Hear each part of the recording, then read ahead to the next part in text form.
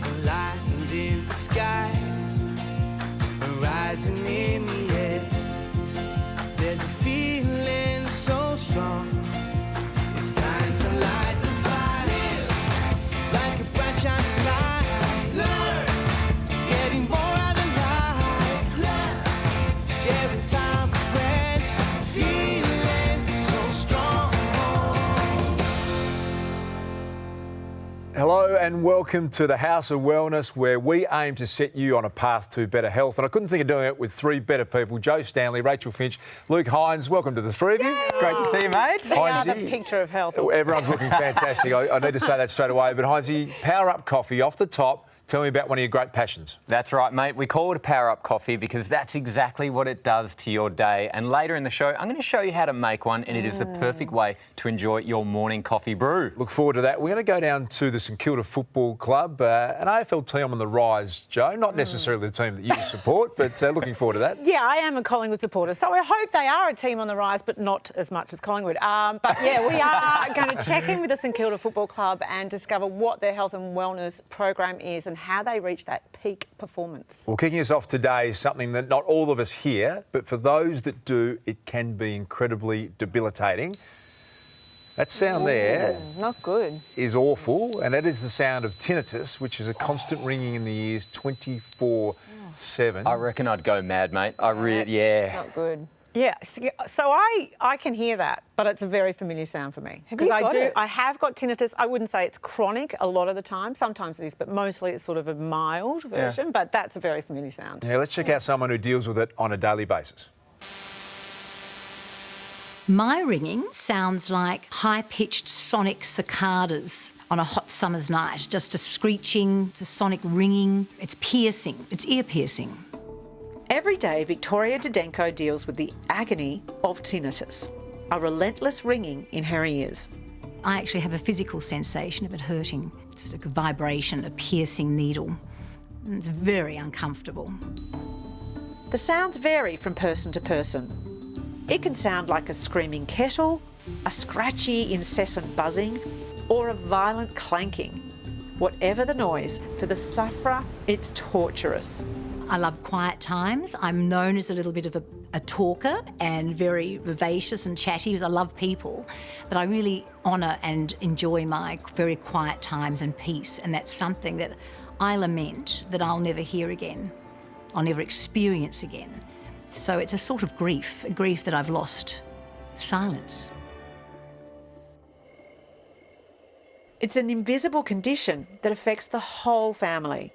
Victoria sleeps with a noise machine by the bed that drowns out the ringing in her head. I'm sure it's impacted the relationship with my husband. He's an incredible strength, rock and support. My children, I had to tell them.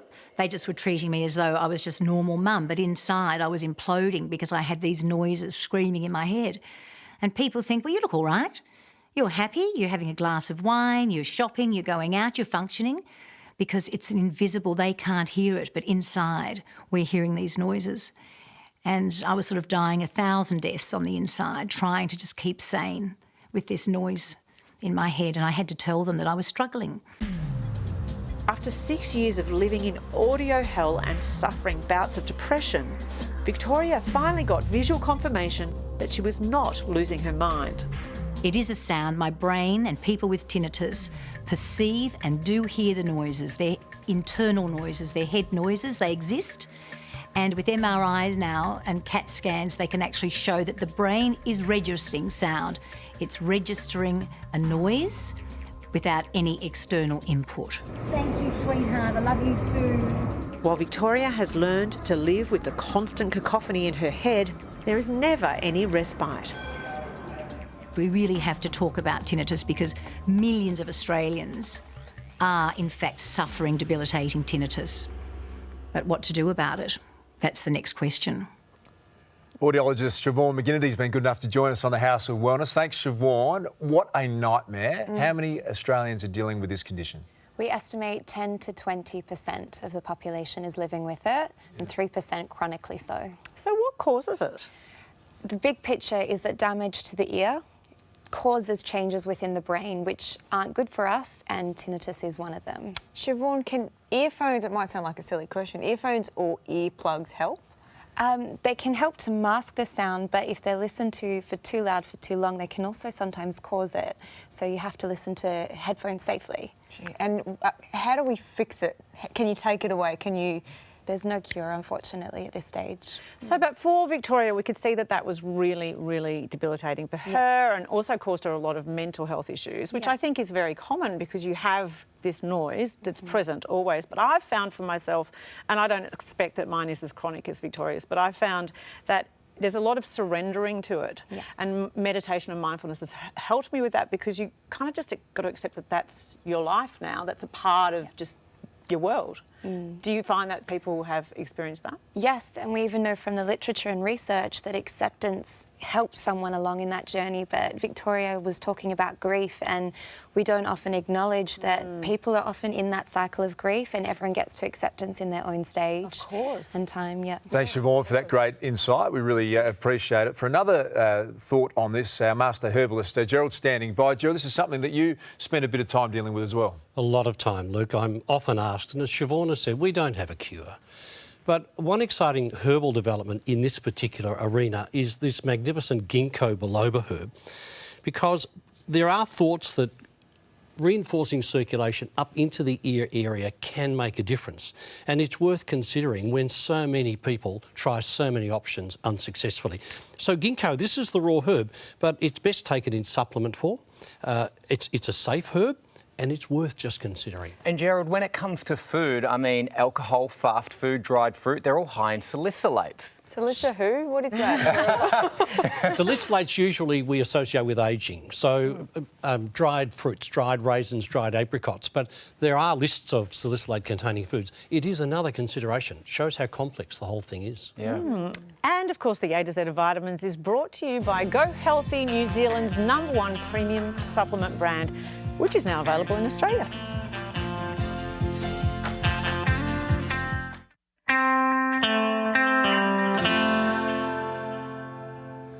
Well, once again, the subject of mental health in sport comes under the microscope. And Joe, it feels to me, in the sport I love, AFL, that mental health challenges have almost become the #1 issue in the game. And for some players, it feels like there is no way out, and is why professional sporting teams are always trying to find the balance between pressure and performance.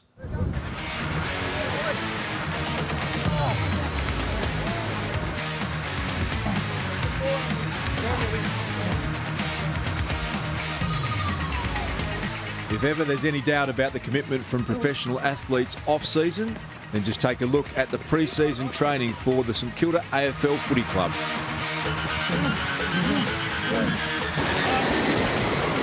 This is what 4 solid months of footy training looks like. It's relentless and brutal, both physically and mentally. It's part of a collision sport, and when they're doing some pretty aggressive tackling sessions and there's a lot of body contact, there's normally a fair bit of carnage that is associated with that. But you need to keep that up, because you've got more in you, but we need to see it. Is that fair? Matt Hornsby is the head of performance for the Saints. He's seen the game and training regimes evolve over the past 25 years. It is one of the most physically demanding sports in the world, and therefore the running capacity and the ability to absorb collisions is still the same as it has been. But one thing that's changed over the last 15 or 20 years has been the amount of data that we've got access to, how we can monitor and quantify workload and maximise their recovery. And a big part of that recovery is finding the balance between driving the players for elite performance and holistic care. Recovery is not just physical. Recovery is very much about the mind as well. And so to come to a place like this and really slow themselves down and audit their bodies, and it also allows them to have a real mental break. Focusing on your breath. Taking note of what's around you. And that ability to manage your autonomic nervous system, so from going from high periods of stress to then periods of recovery, is absolutely critical. There are a lot of different distractions, umpire indecisions, crowd, skill errors, whatever it may be, the scoreboard, are distractors that they really don't have a lot of influence over a lot of the time. So that ability to be able to maintain focus on something that's really important helps to optimise performance, and there's no doubt that meditation is a good part of that process. Let's take the focus onto the body. So we just had 25 minutes of meditation. Obviously all the boys love it because it's pretty relaxed and you get to doze off and just try and let everything go and have good thoughts come into your mind and just refresh, I guess. The other potential benefit of being in these types of waters is what's referred to as hydrostatic pressure, which is the pressure of the water, so quite deep water where their bodies are submerged, and the pressure of the water on their soft tissue, on their muscle, on their joints, etc., can help fast-track recovery as well.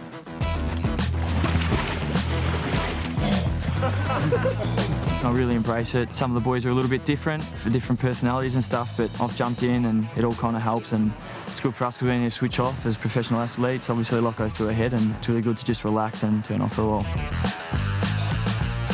Benefits are certainly quite profound, and just from day to day it just gives you a bit of quiet time and relaxation away from the stresses and pressure of performing each week, and I guess in any sport or job that can only be beneficial.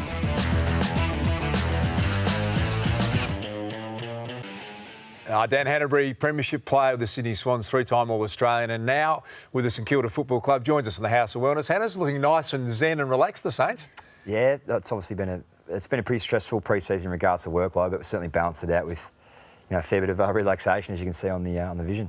Tell us about the mindfulness and that meditation. What were they training you there around what your mind can do for your body and your performance?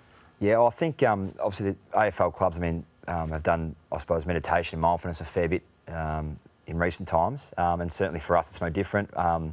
Later we've got Steph, who's really good with the boys. She teaches them, or teaches us about pretty much just at different stages understanding that thoughts going to come in, recognising that and just trying to redirect your focus into your breath and relaxation type techniques just to try and bring yourself back down. Certainly there's a lot of stresses and pressures, not just footy related, but also life pressures that are on different players, and the ability to be able to switch from really high pressure environments and day-to-day environments that are around a footy club, and to bring yourself back down to a kind of relaxed, calm level is pretty critical to be able to recover and, I guess, be fresh for the next day. And it feels like your timing's great. St Kilda have only won one premiership in their history, but you've got a brand new facility, you've got a new board, you've got you as the gun recruit. Here's a look at back to Moorabbin. That must be an exciting time for you. Yeah, it is. It's obviously the guys are really excited. Certainly the whole club a bit disappointed about the season last year, but new coaches, a few new players, new draftees are going really well. So it's certainly an exciting time at St Kilda. And as you're looking great, you look like you're in really good form. Good luck for the season. Thanks for dropping by the House of Wellness. Hopefully we'll catch up with you again later in the year. Thanks, guys. Good luck to Dan Hanbury on the House of Wellness.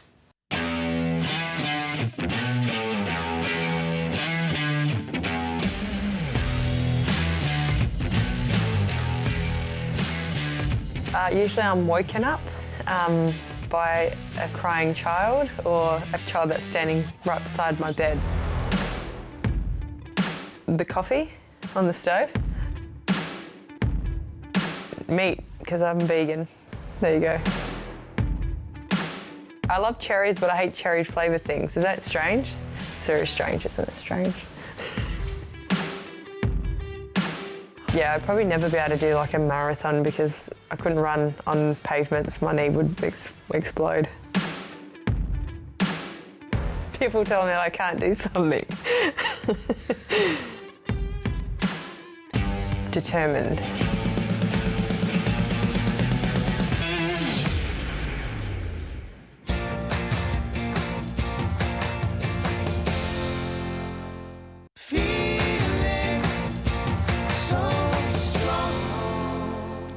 Well, before the break, we saw how the St Kilda Football Club, like all clubs, Joe, are focusing on the mental health and well-being of their players more than ever.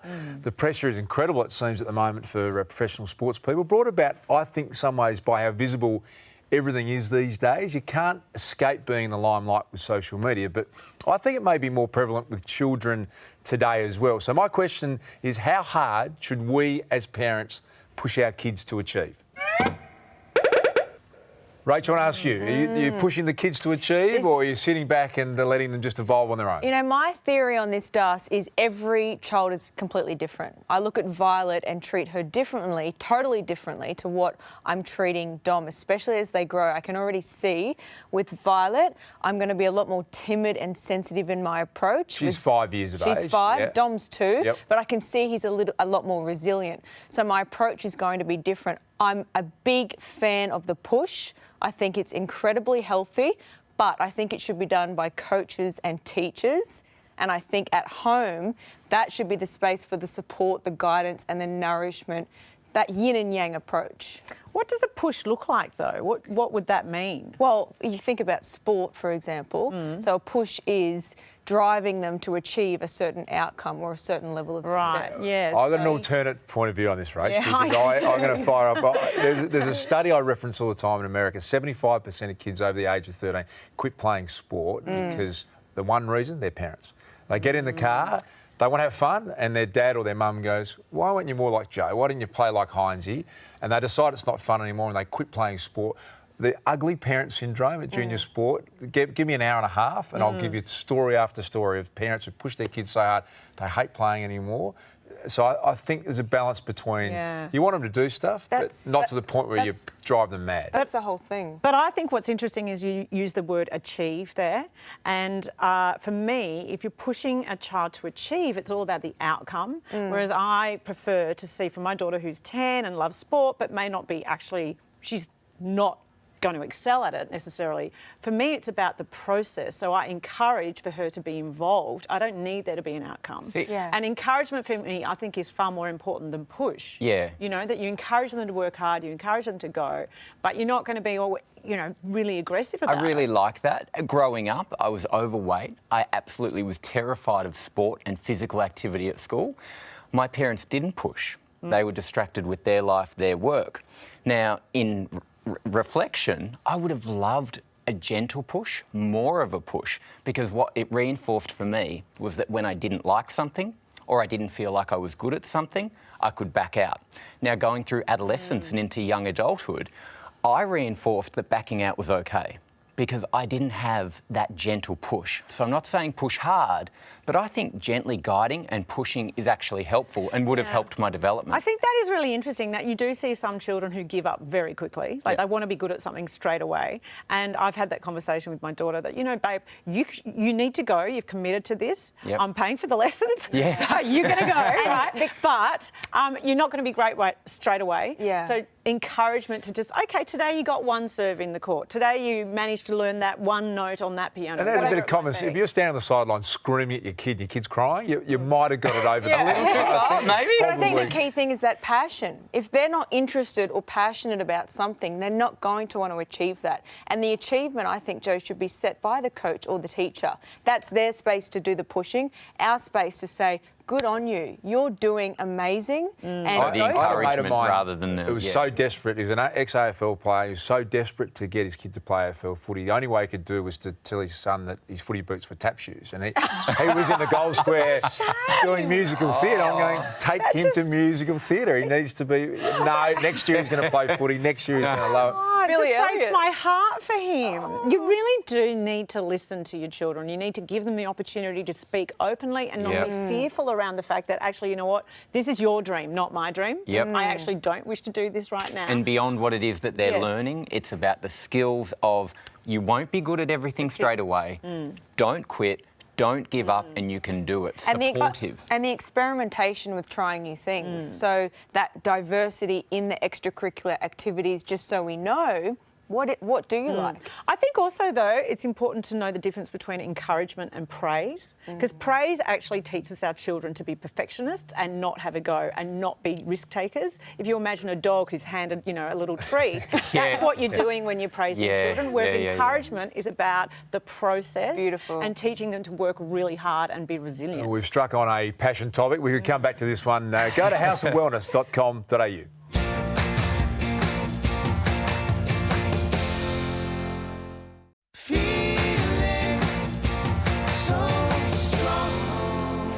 Well, as they say on Clean Up Australia Day, when the rubbish is gone, nature can carry on. Isn't that right, Heinzie? That's exactly right. And I love that there's initiatives like Clean Up Australia Day, but I love that it's becoming more ingrained in our lifestyle. It's more of a global movement. It is, but I get a little carried on with my cleaning up. My husband thinks I'm mad. No, I'm not surprised, trust me. But nothing gives me more joy than sorting out someone else's clutter.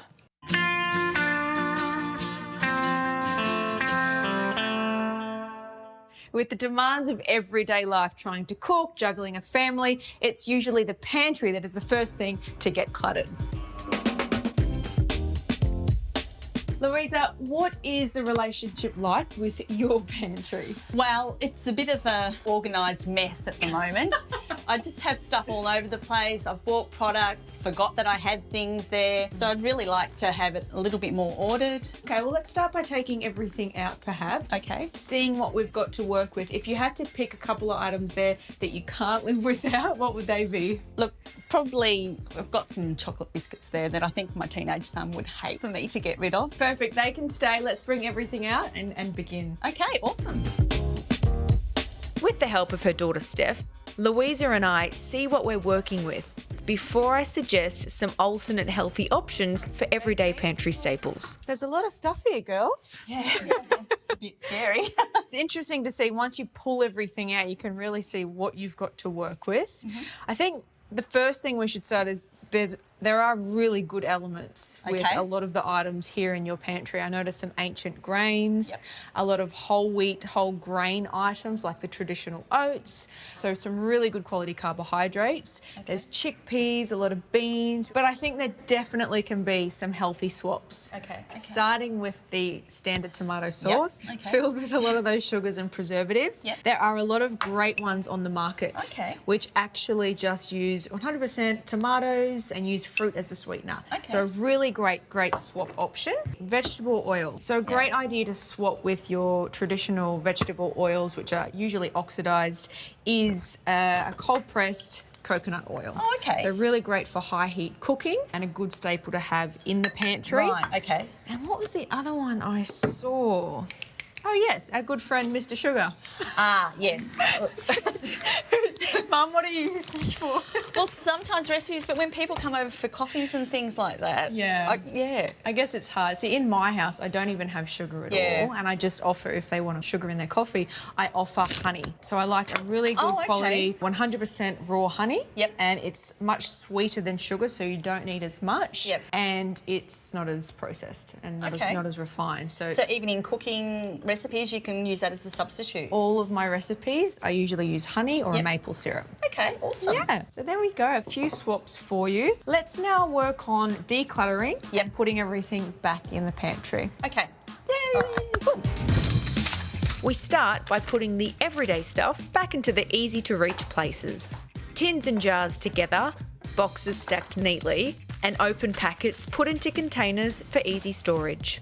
The tip for treats is to put them in a non-see-through container on a high shelf. Out of sight means out of mind. So easier to resist when the kids are hunting down something sweet. And finally, the healthy alternatives seal the deal. And there we have it, from mess to success. Giving Louisa and her family some other healthy options, and of course being able to find what they're looking for in the pantry. The wardrobe is a perfect place for hiding your mess, because all you have to do is shut the door and pretend it doesn't exist. But when that happens, you end up with so many clothes that you just don't need. Well, thanks to that decluttering queen, Marie Kondo, apparently there's a perfect technique for getting rid of your unwanted clothes.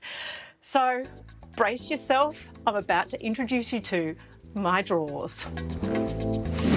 As you can see, it looks fairly organised, but when you delve a little deeper, some of this I have had literally for 15 years. Oh, where to start? Marie Kondo says that you hold an item of clothing to you, and if it gives you joy, you keep it, but if it doesn't, you chuck. Oh, I don't know how this ever gave me joy. It goes. Whereas, Foo Fighters, one of my favourite concerts ever, we keep that. This Did I ever wear them? No joy there. This, joy.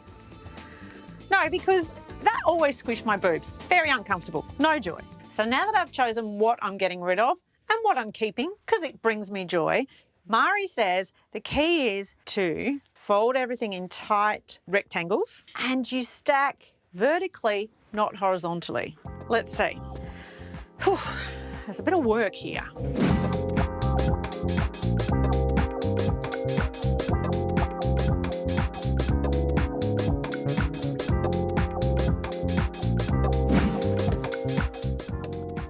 Look at that. Look how neat and ordered and how much space there is there. That really does give me joy. Love it. I tell you, that feels so satisfying. Everything's in order. It's really cathartic and it has brought me a lot of joy.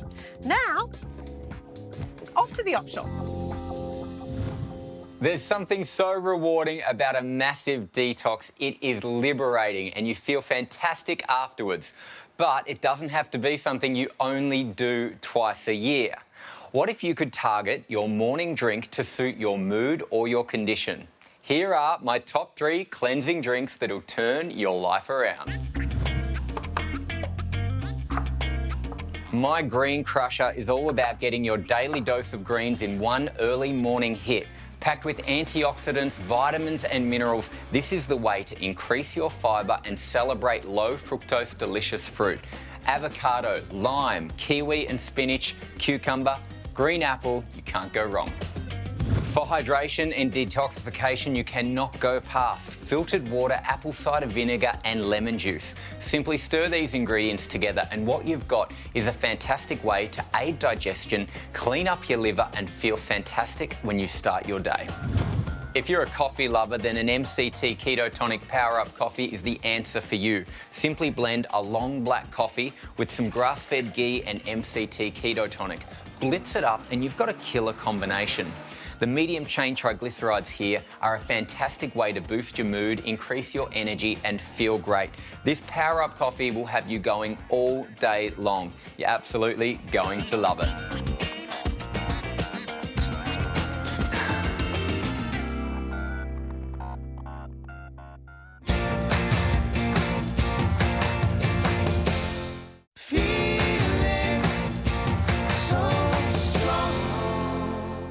Welcome back to the House of Wellness. So here's the thing. The old question about what it means to be an Aussie male always gets the debate going in a really strong way. Behaviours and attitudes are changing for both men and women, Joe.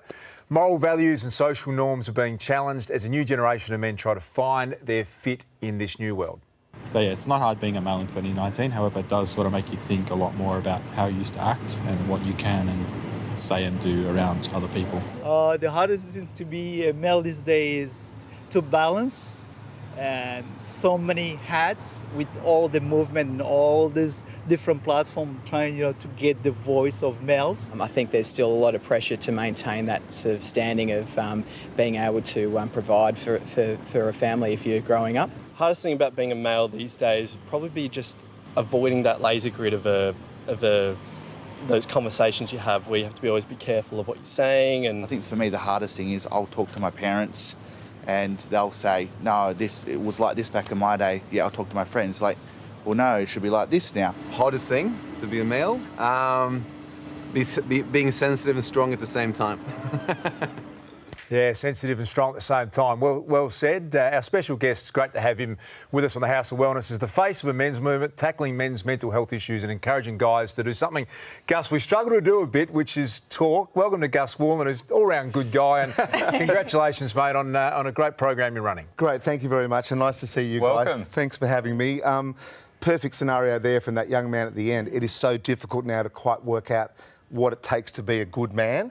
And I think in the past, it's always been the older guys. My granddad, he had his uniform, he knew what to wear, he knew his job. My grandma knew her role, rightly or wrongly. Yep. And that's the way it was. Now it's just confusing for a lot of us blokes. How do we, eliminate that confusion, Gus? I think it's very difficult, Rach. I honestly believe we've got to bumble our way through it a little bit to start with. The most important thing I say to all these guys that come to me or come to our talks and say, I'm so confused, I'm not quite sure what to do, is just be kind. Be open and honest. Like, we hold on to our feelings and emotions. For some reason, we want to hold it in and hold it in.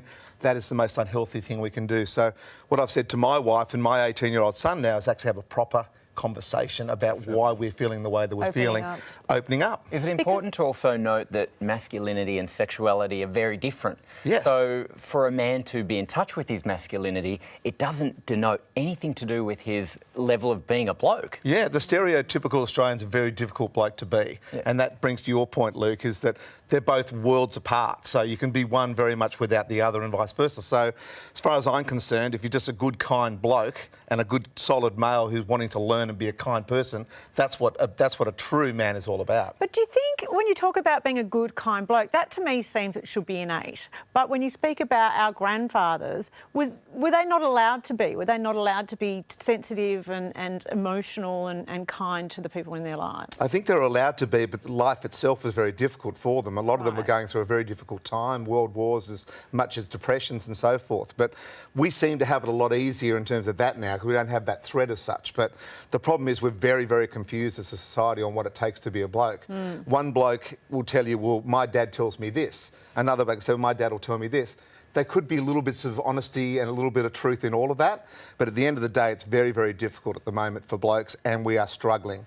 It's the number one way to lose your life now. If you're a 16-year-old to 44-year-old male in Australia, the number one way to die is to take your own life. Horrific, Gus. The stats are just worse than the road toll. The numbers are extraordinary. Gotchaforlife.org.au is your project. Can you just tell, you've got a little package for us. Can you maybe explain what's coming up? Yeah, exactly. So I did a Man Up program in the ABC about 3 years ago. Off the back of that, I started Gotcha for Life. And that really is, you've got to find someone in your life, just one person who has gotcha for life. So one person you can have the warts and all conversation with. I think Aussies, we've got heaps of mates, but not necessarily a lot of friends. And there's a huge difference. Go down to the pub, watch the game. There might be a whole lot of blokes all bumbling around, but you're lonely. You haven't got anyone to share your true feelings with.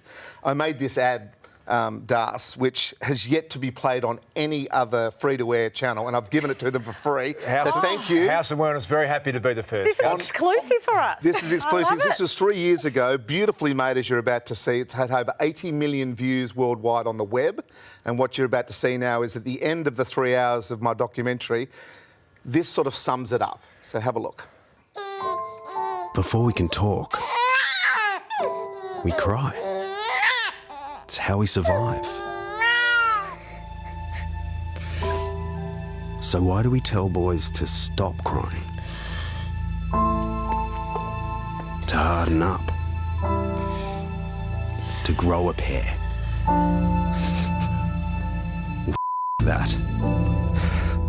If you feel down, speak up. Because silence can kill. It takes guts to show pain. It takes a man to feel. It takes balls to cry.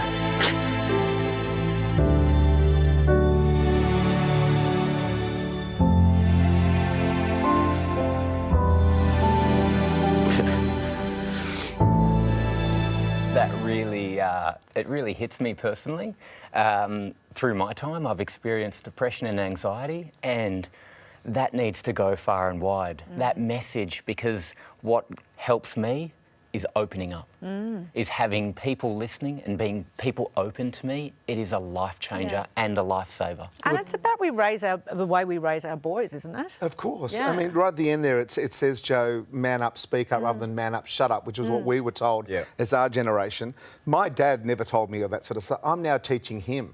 This is the generation of my son, who's sort of 19, and me as a 50-year-old. I've got to be teaching the older blokes. And this has got to become a part of what we do now, that it's okay not to be okay and to share how you truly feel.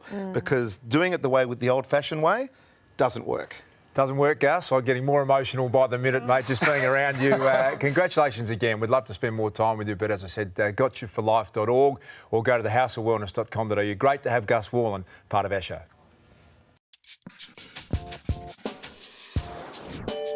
Today, we're whipping up a light, creamy, crunchy salad that's loaded with antioxidants and packed with fibre. Best of all, it's quick and easy to make. Let's begin by cooking 250 grams of brown rice vermicelli noodles. While they boil away, we'll make our creamy cashew dressing. Combine 1/4 cup of raw cashews, extra virgin olive oil, tamari soya sauce, honey and lime juice. And as we blend, add a little extra water to make it lovely and creamy. Now that our noodles are cooked and cooled, it's time to add some veg. It's okay to use store-bought rainbow slaw to save time.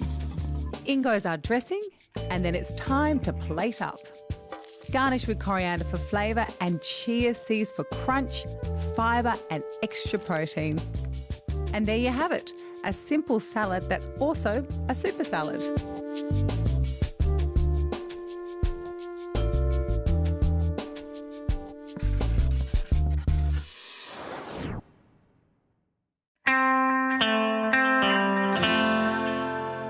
Some of the most debilitating conditions are those that have no cure.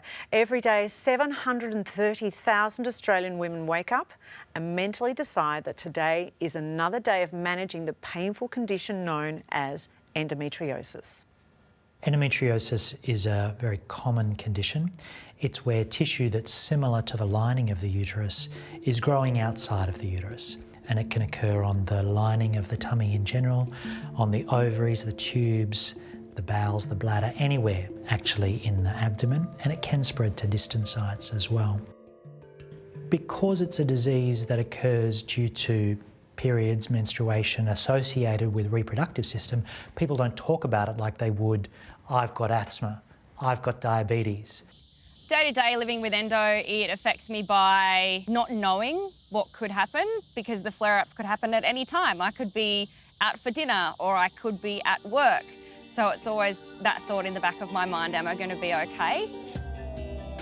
Living with the condition has been a struggle for 33-year-old Ali Angel Mobbs. 11 years of crippling pain and overwhelming fatigue has robbed her of a normal life. I've missed out on a lot of social events. I've lost a lot of friends because I've cancelled a lot of plans, and that really does add a lot of stress on to your body as well as battling the illness. It's quite possible that you've got some endometriosis, and it's not a disease that you catch, it's not like an infection. Women will present with endometriosis with pain and or problems becoming pregnant in their teenage years, their 20s or their 30s. And the causes still aren't exactly known, but genetics has a really large part to play. We know that about 50% of the cause of endometriosis is down to genetics. And if your mother has it or your sister has it, there's a 7 times greater chance that you have it. And of course, if you're diagnosed with it, then your daughters are going to have a much greater chance of having the disease. The unknown factor is what contributes to switching on those genes. And while the hunt for a cure continues, for those living with the condition, it's all about pain management. When you're treating women who have endometriosis, it's about fitting a plan for that individual woman. It's no good just thinking that doing a surgery, removing the lesions, and that's the end of the story. Many women have modified their diet, cut out certain things, low FODMAP, no wheat, and that's very helpful for them. I used to be extremely unhealthy. I'd be eating burgers for breakfast, but when I changed my diet to be eating lots more fruit, lots more veggies, whole grains, proper food, I found that the endo really did improve and the pain was less. So I think diet is a massive thing. Acupuncture is my #1 go-to though, but I really find that it helps with the pain and also just helps with my mind as well. Really calming effect on the body. The one thing I would love people to know about endometriosis is although we do look okay, we actually can be extremely sick, and to be compassionate and understanding if we do cancel plans, know that we're not doing it on purpose. It's because maybe we can't get out of bed. And the other thing is too, for someone who's going through it, is just know that you're not alone. There's a lot of channels now, especially on social media, where you are able to connect with endo sisters and just have conversations and be able not to go through the illness alone. Again, speaking up and listening is that key message to take away there. My sister has just gone through a full operation with endo, and I watched her firsthand. She struggled to fall pregnant because of endometriosis. She couldn't fall, and they had to take everything out completely. Thankfully, now she's just about to have her first baby. Oh, so that's beautiful. really nice. But I do think that message there too is about listening and having compassion, because I've known women who have felt completely unheard and almost have been told that it's a made-up condition.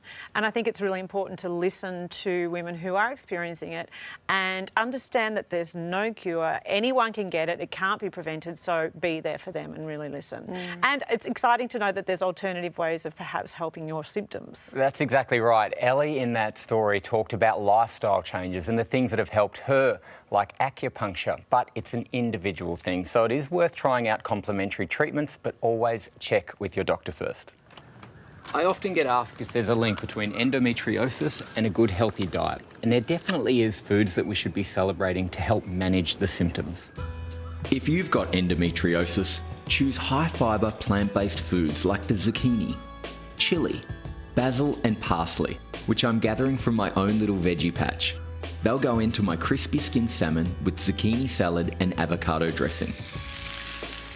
The reason I love cooking with salmon is because it contains an essential fatty acid called omega-3. Good quality dietary fats like those in salmon and avocado can help reduce the inflammation caused by endometriosis.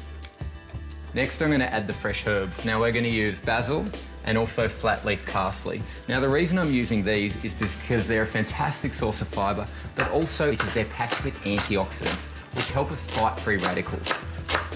It may seem weird to include chilli, but it's rich in polyphenols and they can help reduce pain in our bodies. In we go. Give it a good mix around, guys. I mean, I'm smelling all these beautiful flavours here. It's punchy, it's zesty, it's herby, it's vibrant. I love it. Fresh ingredients, but full of health. Throw on the dressing with the zucchinis, add some chopped pecans for an extra kick of omega-3s, and the crispy skinned salmon tops it all off. So whether you've got endometriosis or not, this is a dish which packs flavour and health in the form of good quality fibre, healthy fats and anti-inflammatory ingredients. I hope you love it.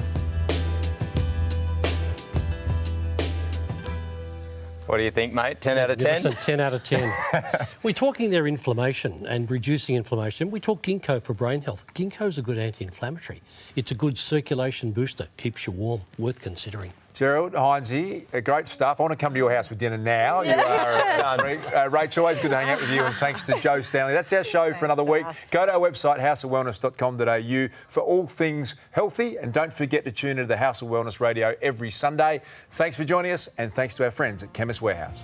It's time to light the fire, like a branch on the line. Learn, getting more out of life. Learn, sharing time.